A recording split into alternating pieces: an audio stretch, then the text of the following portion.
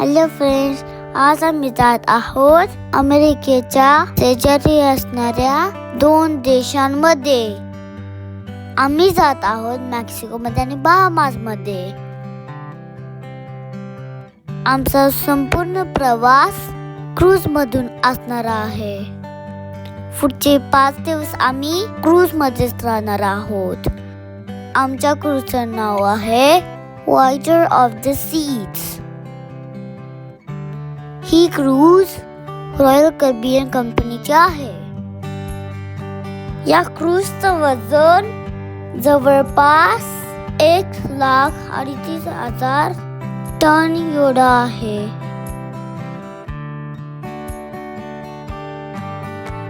ओरलँडो port वरून ही cruise सुरू होणार होती आणि आधी मेक्सिको मध्ये आणि नंतर बहामासला जाणार होती.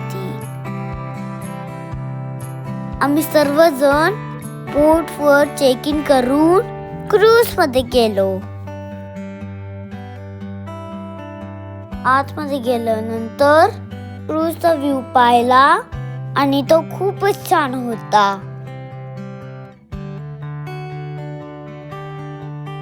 या क्रूज मध्ये 15 फ्लोर होते.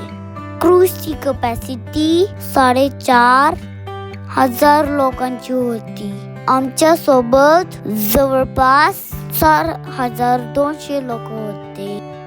आम्ही क्रूजच्या 4थ्या मजल्यावर होतो आणि तिथे खूप सारे शॉप्स आणि रेस्टॉरंट्स होते.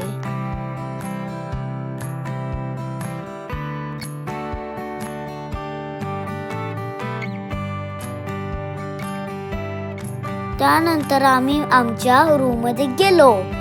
आमची रूम होती 7व्या मजल्यावर.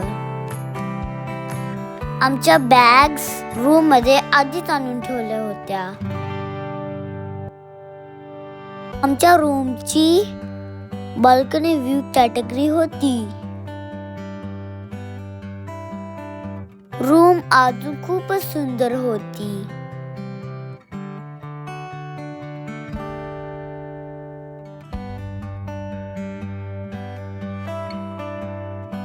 रूम मध्ये टीव्ही, फ्रीज, सोफा सर्व काही होतं.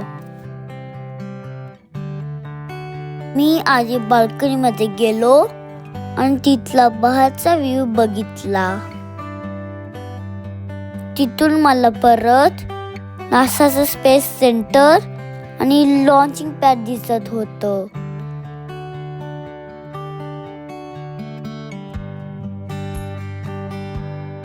आम्ही जाणार त्या दिवशी तिथे रॉकेट लॉन्चिंग होतं.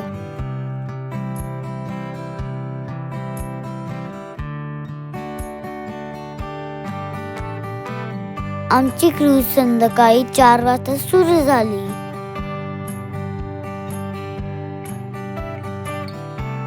दूर मला अजून क्रूज शिप दिसत होत्या.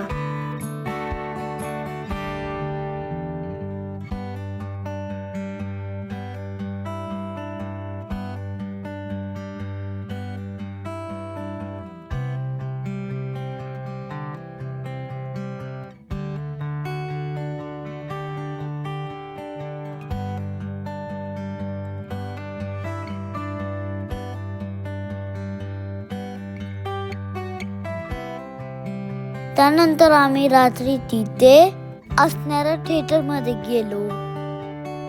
तिथे काही शोज होते.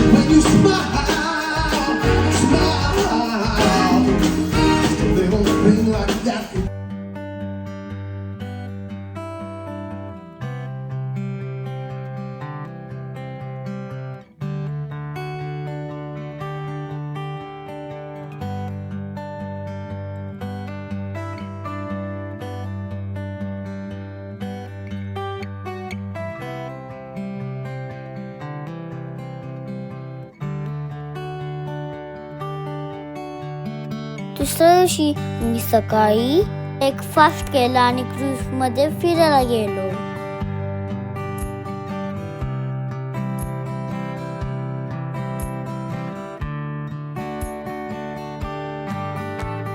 क्रूज वर आमच्या सोबत माझा फ्रेंड आर्यन आणि त्याचे पॅरेंट्स ही आले होते.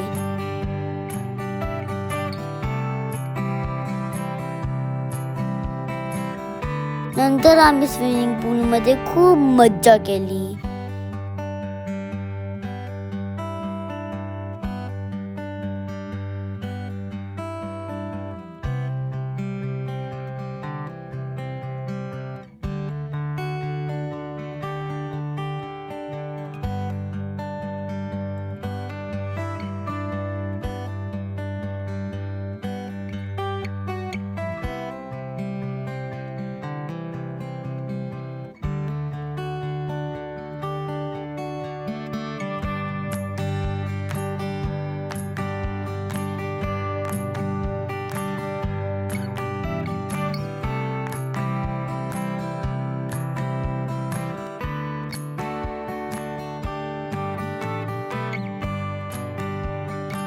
तिथे खूप साऱ्या गेम्स पण सुरू होत्या.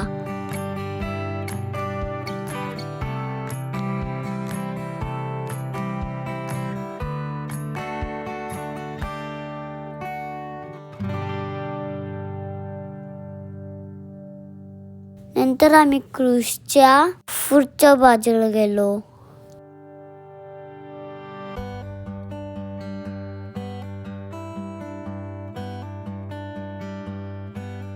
ते मी हेलिपॅड पण पाहिलं.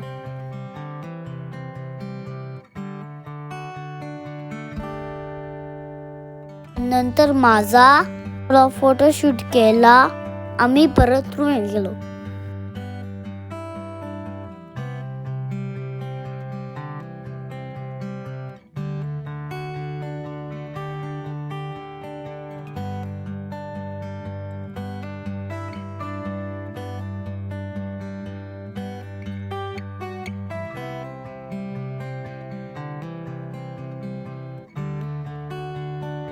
नंतर आमची क्रूज मेक्सिको मध्ये कोस्टा माया इथे पोहोचली. तिथे आम्ही क्रूज मधून उतरून पूर्ण दिवस स्पेंड केला.